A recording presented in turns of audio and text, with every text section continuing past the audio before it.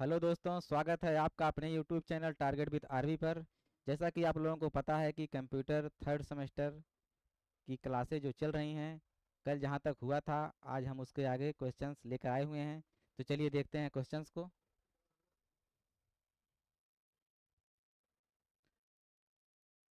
Question है 136 number. Internet जोड़ने के लिए चार आवश्यक युक्तियों का नाम लिखिए। इंटरनेट जोड़ने के लिए चार आवश्यक युक्तियों का नाम लिखिए। तो जो चार युक्तियां हैं इंटरनेट की वो निम्नवत हैं। तो पहला जो है वो टेलीफोन है, दूसरा मॉडेम है, तीसरा है केबल नेटवर्क, चौथा है कंप्यूटर। चलिए दूसरा क्वेश्चन देखते हैं।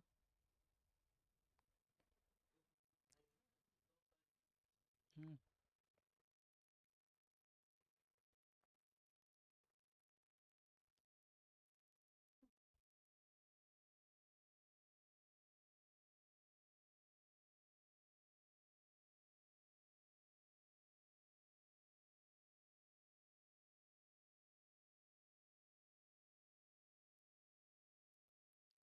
चलिए दूसरा क्वेश्चन देखते हैं। मॉडेम क्या है? क्वेश्चन है कि मॉडेम क्या है। तो बताइए आप सब, मॉडेम क्या है?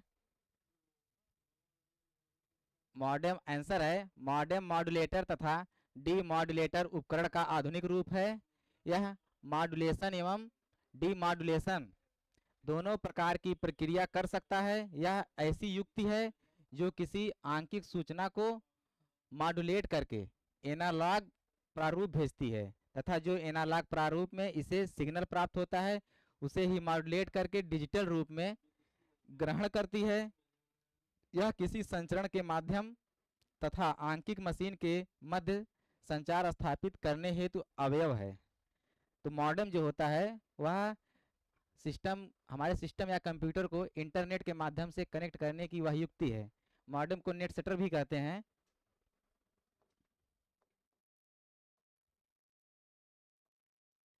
जिसके माध्यम से हम इसमें सिम लगा के अपने सिस्टम को या पीसी को इंटरनेट के माध्यम से कनेक्ट कर सकते हैं।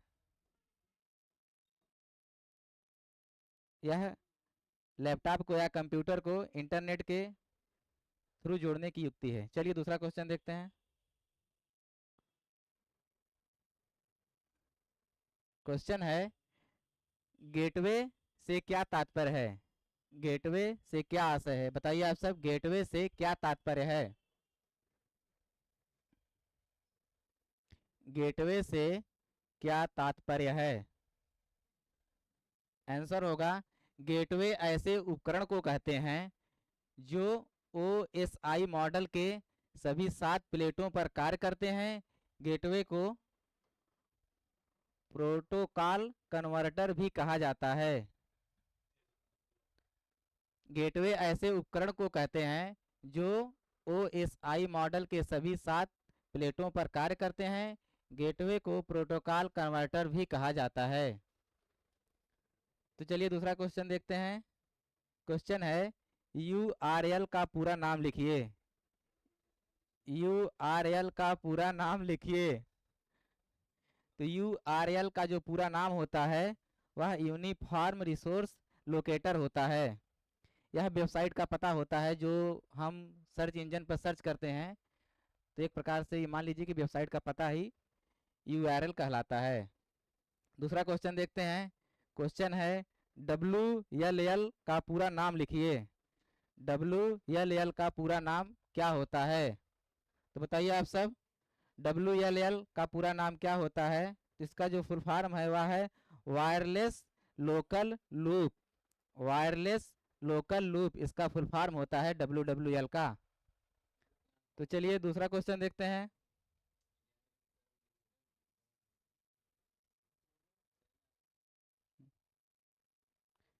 इंटरनेट क्वेश्चन है इंटरनेट रिल बैट क्या है? इंटरनेट रिल बैट क्या है? तो बताइए आप सब, इंटरनेट रिल बैट क्या है? आंसर होगा इसका इस सुविधा के माध्यम से, इंटरनेट रिल बैट की सुविधा के माध्यम से एक व्यक्ति एक ही समय में हजारों लोगों से कंप्यूटर के द्वारा संचार कर सकता है। जैसे मान लीजिए अगर कोई व्यक्ति एक स्थान पर बैठकर कई व्यक्तियों को एक साथ जोड़ना चाहता है, तो वह इंटरनेट रिल बैट के माध्यम से सभी को एक साथ जोड़ सकता है और उनसे संवाद कर सकता है। चलिए दूसरा क्वेश्चन देखते हैं।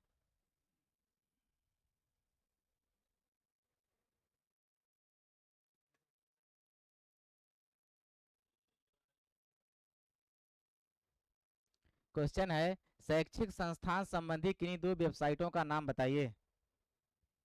शैक्षिक संस्थान संबंधी किन्हीं दो वेबसाइटों का नाम बताइए।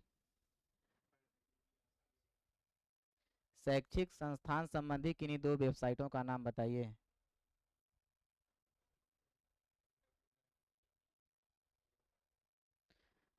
तो जो पहली वेबसाइट है वो www.dbraw.ac.in और दूसरी वेबसाइट है www.ncert.com। ये दूसरी वेबसाइट है। शैक्षिक संबंधी ये दो वेबसाइटें हैं जिसमें हमें शिक्षा संबंधी सूचना प्राप्त होती है। चलिए दूसरा क्वेश्चन देखते हैं। क्वेश्चन है, दूरस्थ शिक्षा का एक कार्य बताइए। दूरस्थ शिक्षा का एक कार्य बताइए। दूरस्थ शिक्षा का जो कार्य होता है, यह व्यक्तियों के लिए नई शिक्षा के विभिन्न आयामों को स्थापित करता है। व्यक्तियों के लिए नई शिक्षा के नए आयामों को विभिन्न आयामों को स्थापित करता है। जब भी कोई नई सुविधा आती है तो हम उसे दूरस्थ शिक्षा के माध्यम से बहुत जल्दी प्राप्त कर सकते हैं। चलिए दूसरा क्वेश्चन देखते हैं।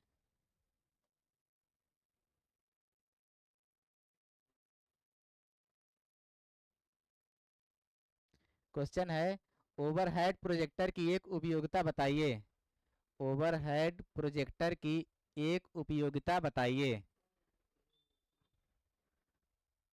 ओवरहेड प्रोजेक्टर की एक उपयोगिता, तो आंसर होगा इसका, ओवरहेड प्रोजेक्टर की सहायता से गृह निर्मित वस्तुओं को भी पर्दे पर दर्शाया जा सकता है।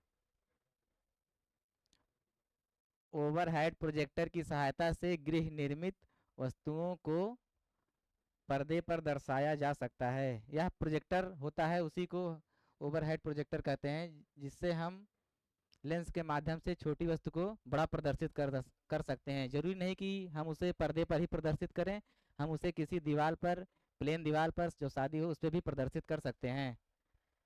तो चलिए दूसरा क्वेश्चन देखते हैं।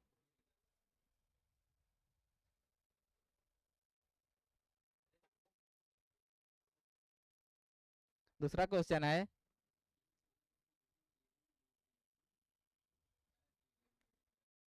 ओवरहेड प्रोजेक्टर के कौन कौन से भाग होते हैं। ओवरहेड प्रोजेक्टर के कौन कौन से भाग होते हैं। ओवरहेड प्रोजेक्टर के कौन कौन से भाग होते हैं, बताइए आप सब। तो इसके जो भाग होते हैं निम्नवत हैं। पहला है कैबिनेट, दूसरा है प्रेजेंटेशन लैस, तीसरा है ठंडा करने की व्यवस्था, चौथा है फोकस व्यवस्था, फिर पांचवा है एपीडायस्कोप। ओवरहेड प्रोजेक्टर, ये प्रोजेक्टर चलाने में उपयोगी उसके संसाधन है जो सब मिल करके प्रोजेक्टर को संचालित करते हैं। चलिए दूसरा क्वेश्चन देखते हैं।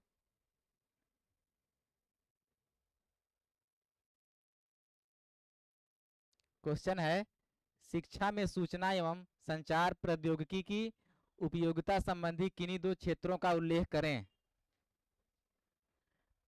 शिक्षा में सूचना एवं संचार प्रौद्योगिकी की उपयोगिता संबंधी किन्हीं दो क्षेत्रों का उल्लेख करें। शिक्षा में संचार प्रौद्योगिकी की जो उपयोगिता है वह निम्नवत है। तो पहला जो होगा शैक्षिक नीति निर्धारण में, और दूसरा जो होगा शैक्षिक सूचना संवहन करने में। मान लीजिए अगर कोई भी सूचना यूनिवर्सिटी को अपने कॉलेजों को देनी होती है तो वह सूचना संचार प्रौद्योगिकी के माध्यम से कुछ ही क्षणों में विद्यालय तक पहुंच जाती है। तो इसकी जो उपयोगिता है वो शिक्षा के क्षेत्र में बहुत है। तो चलिए दूसरा क्वेश्चन देखते हैं।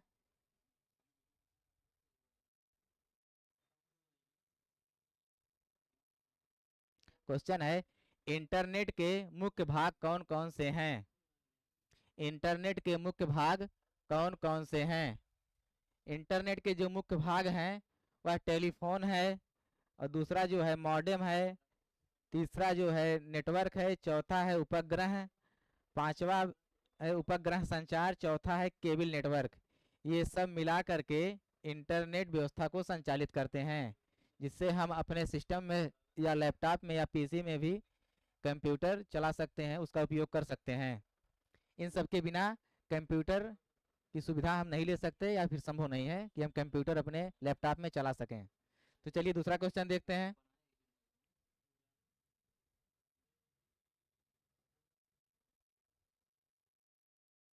दूसरा क्वेश्चन है, इंटरनेट की एक मुख्य विशेषता क्या है? इंटरनेट की एक मुख्य विशेषता क्या है, बताइए आप सब। इंटरनेट की एक मुख्य विशेषता। तो जो इंटरनेट की, इसका उत्तर होगा, इंटरनेट की सहायता से माननीय मानवीय संचार व्यवस्था को सरल सरल एवं बहुउपयोगी बनाया जा सकता है। किसी भी व्यवस्था को इंटरनेट की सहायता से हम बहुत ही सरल और उसके बहुत से लाभों को बता सकते हैं, और उसका उपयोग कई क्षेत्रों में भी कर सकते हैं। तो चलिए दूसरा क्वेश्चन देखते हैं। दूसरा क्वेश्चन है, विश्व में इंटरनेट की शुरुआत कब से मानी जाती है? विश्व में इंटरनेट की शुरुआत कब से मानी जाती है? विश्व में जो इंटरनेट की शुरुआत है वह 1969 से मानी जाती है।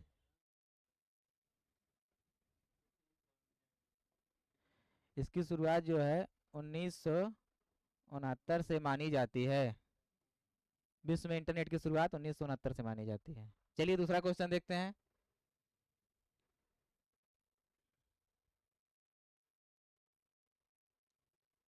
दूसरा क्वेश्चन है, इंटरनेट का एक कार्य बताइए। इंटरनेट का एक कार्य बताइए। इंटरनेट का एक कार्य बताइए। इंटरनेट के तो बहुत कार्य होते हैं, लेकिन इसमें केवल एक ही पूछा गया है। तो जो एक कार्य इंटरनेट का पूछा गया है वह है विश्व की समस्त कार्य क्षेत्र से जुड़ी जानकारियों को उपयोगकर्ताओं की खोज पर त्वरित प्राप्त करना। जब भी हम किसी सूचना को प्राप्त करना चाहते हैं, तो जब उसे हम सर्च इंजन में सर्च करते हैं, तो उसे तुरंत हमारे लिए हमारे लिए कहाँ साथ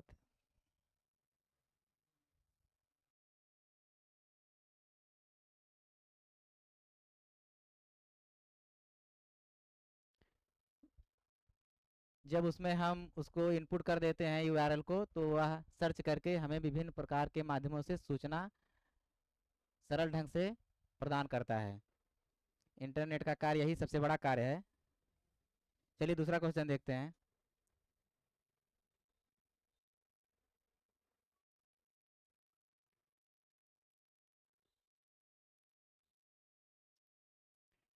क्वेश्चन है, कंप्यूटर सिस्टम के अंग कौन कौन से हैं?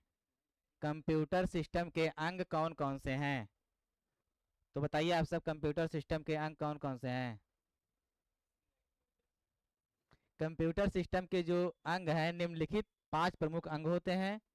तो जो पहला होगा कंप्यूटर डाटा, दूसरा होगा कंप्यूटर हार्डवेयर, यानी जो पार्ट हम सब देख रहे हैं, computer mouse CPU keyboard. Computer प्रयोगकर्ता, यानी कि जो कंप्यूटर को यूज कर रहा है, संचालित कर रहा है। कंप्यूटर सॉफ्टवेयर, जो प्रोग्राम को रन करा रहा है अंदर से।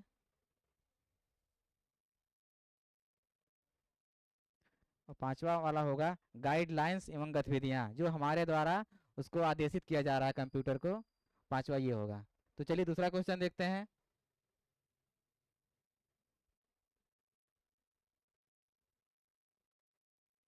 क्वेश्चन है, टेली कॉन्फ्रेंसिंग के कितने प्रकार हैं? टेली कॉन्फ्रेंसिंग के कितने प्रकार हैं? तो जो टेली कॉन्फ्रेंसिंग के प्रकार हैं वह 2 प्रकार के हैं, एक ऑडियो एक वीडियो।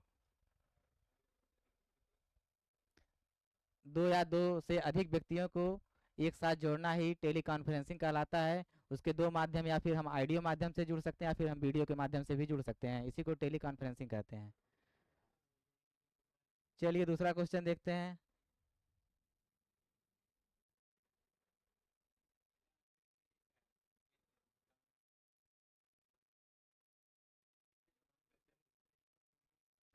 शैक्षिक रेडियो को संक्षिप्त में समझाइए।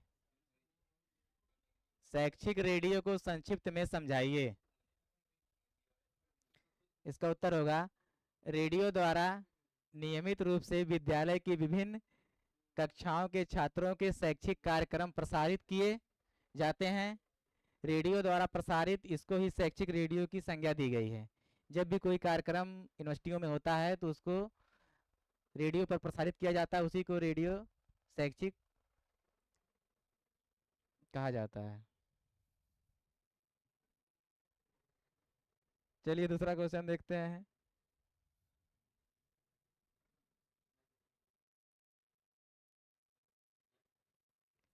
Smart class smart smart class से क्या अभिप्राय है?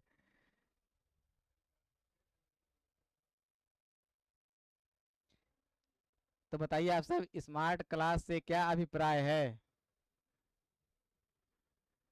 स्मार्ट क्लास से जो अभिप्राय है, जो हम पढ़ा रहे हैं, एक प्रकार से ये भी स्मार्ट क्लास ही है, आप सब पढ़ रहे हैं। इसका आंसर होगा, स्मार्ट कक्षाओं से हमारा तात्पर्य उस नवीन शिक्षण प्रक्रिया से है जहां शिक्षा प्रदान कराने के लिए किसी विद्यालय भवन की कोई ज़रूरत ही नहीं होती। यहाँ तो मात्र नए नए तकनीकी साधनों द्वारा शिक्षा प्रदान कराई जाती है। इस शिक्षा के माध्यम है फोन, टेलीकॉन्फ्रेंसिंग, कंप्यूटर, इंटरनेट, यानी ऑनलाइन शिक्षा जो है उसी को स्मार्ट क्लास कहते हैं, कि हम मोबाइल या टैबलेट या फिर लैपटॉप के माध्यम से किसी ऐप पर या यूट्यूब पर कोई भी क्लास ले रहे हैं तो वही स्मार्ट क्लास है। दूसरा क्वेश्चन देखते हैं। सूचना के कोई दो गुण बताइए। सूचना के कोई दो गुण बताइए। सूचना के जो दो गुण व निम्नवत हैं, पहला है शुद्धता होनी चाहिए और दूसरा है अर्थपूर्ण होना चाहिए। क्योंकि जो भी सूचना हमें मिल रही है उसका कोई ना कोई अर्थ होना चाहिए, निरर्थक नहीं होनी चाहिए, और सूचना में शुद्धता होनी चाहिए। चलिए दूसरा क्वेश्चन देखते हैं।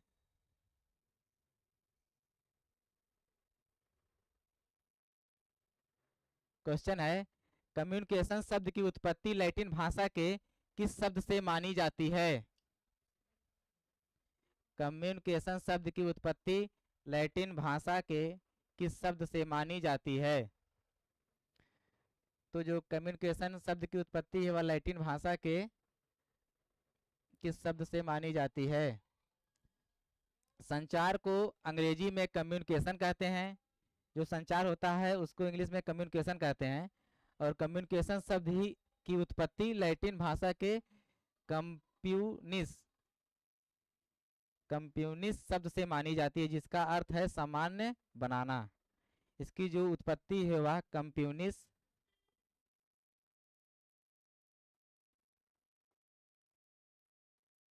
शब्द से मानी जाती है, और इसका जो अर्थ है वह है आसान बनाना।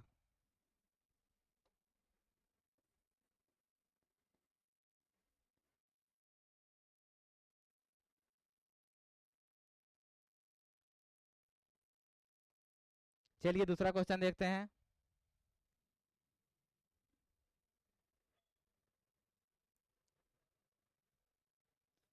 क्वेश्चन है, छात्रों के उपयोग के लिए पुस्तकों की प्राप्ति संबंधी वेबसाइटों का वर्णन करें।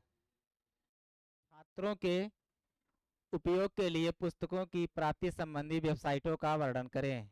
ऐसी वेबसाइटें जो छात्रों के उपयोग में आती हैं उन्हीं के बारे में पूछ रहा है। तो ऐसी वेबसाइटें जो निम्नवत हैं, पहला है www.bookonline.com और दूसरा है www.esmarts.com/books, www.fabmart.com और चौथा है www.amazon.com। ये चार वेबसाइटें हैं जो छात्रों के लिए पुस्तकें संबंधित उपयोगी हैं। चलिए दूसरा क्वेश्चन देखते हैं।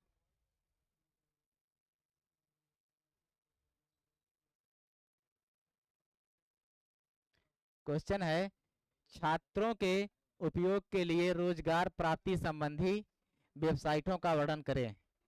छात्रों के उपयोग के लिए रोजगार प्राप्ति संबंधी वेबसाइटों का वर्णन करें।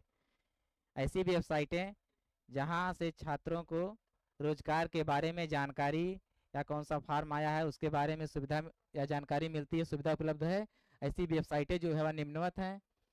पहली है www.freshers.job.com और दूसरा है www.careerjob.com, तीसरा है www.alltimejobs.com, चौथा है www.bankjobs.com।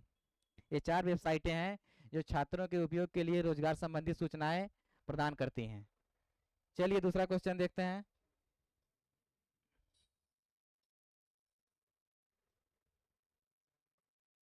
क्वेश्चन है एजुसेट से कोई दो कार्य लिखिए। एजुसेट के कोई दो कार्य लिखें। एजुसेट के कोई दो कार्य लिखें। तो बताइए आप सब, इसके जो दो कार्य हैं, एजुसेट के माध्यम से छात्रों की अनेक प्रकार की समस्याओं का समाधान किया जाता है। एजुसेट के माध्यम से छात्रों की अनेक प्रकार की समस्याओं का समाधान या निदान किया जाता है। और दूसरा जो कार्य है, एजुसेट उपग्रह के माध्यम से प्राथमिक स्तर के विद्यार्थियों को प्रभावी शिक्षण प्रदान किया जाता है। उपग्रह के माध्यम से प्राथमिक स्तर के जो बच्चे होते हैं उनको प्रभावी ढंग से शिक्षा प्रदान करने के लिए एजुसेट का उपयोग किया जाता है। चलिए दूसरा क्वेश्चन देखते हैं।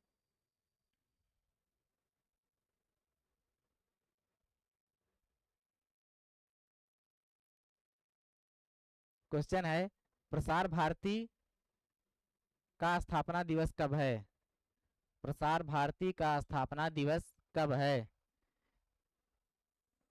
प्रसार भारती की उत्पत्ति कब हुई थी।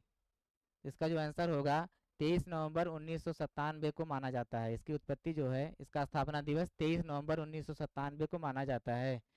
प्रसार भारती का स्थापना दिवस 23 नवंबर 1997 को माना जाता है। चलिए दूसरा क्वेश्चन देखते हैं। क्वेश्चन है प्रिंटर क्या है। प्रिंटर क्या होता है। तो बताइए आप सब, प्रिंटर क्या होता है। आंसर होगा इसका, प्रिंटर एक प्रकार की इलेक्ट्रोमैग्नेटिकल युक्ति है जो बाइनरी कोड के आंकड़े प्राप्त करती है तथा इसको कागज पर छापती है। जब हम कोई चीज़ को प्रिंट करना चाहते हैं तो हम उसको प्रिंट करने के लिए जब डाटा भेजते हैं तो जो वह प्रिंट आउट बाहर आता है वह प्रिंटर के माध्यम से ही बाहर आता है। उसी को प्रिंट आउट कहते हैं, जो निकल के बाहर आता है छप के। चलिए दूसरा क्वेश्चन देखते हैं।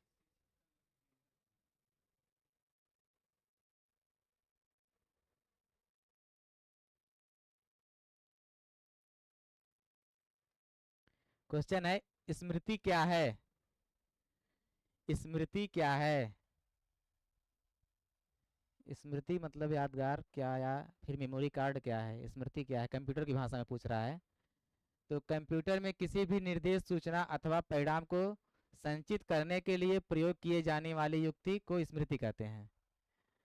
कंप्यूटर में जो भी डाटा सेव होता है वह हार्ड डिस्क में सेव होता है, उसी को स्मृति कहते हैं। हार्ड डिस्क की क्षमता बहुत होती है, अन्य अन्य प्रकार से विभिन्न प्रकार की होती है। जितनी क्षमता की जरूरत होती है उपयोगकर्ता उतनी क्षमता का उपयोग करता है, उसी को स्मृति कहते हैं। कंप्यूटर की स्मृति को ही हार्ड डिस्क भी कहते हैं। चलिए दूसरा क्वेश्चन देखते हैं। क्वेश्चन है ज्ञानवाणी रेडियो स्टेशन की शैक्षिक सेवाओं की शुरुआत कब से हुई है। ज्ञानवाणी रेडियो स्टेशन की शैक्षिक सेवाओं की शुरुआत कब से मानी जाती है। तो इसकी जो शुरुआत है वह सन 2000 से मानी जाती है। ज्ञानवाणी रेडियो स्टेशन की शैक्षिक सेवाओं की शुरुआत वर्ष 2000 से मानी जाती है। दूसरा क्वेश्चन है दूरदर्शन का एक गुण बताइए। दूरदर्शन का एक गुण बताइए। दूरदर्शन का एक गुण बताइए।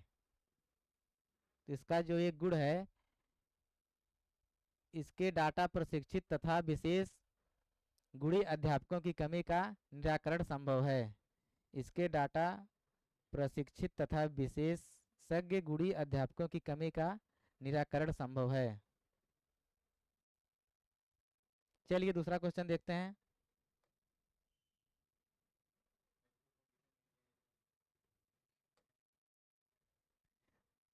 क्वेश्चन है कंप्यूटर नेटवर्क में मैन का पूरा नाम बताइए।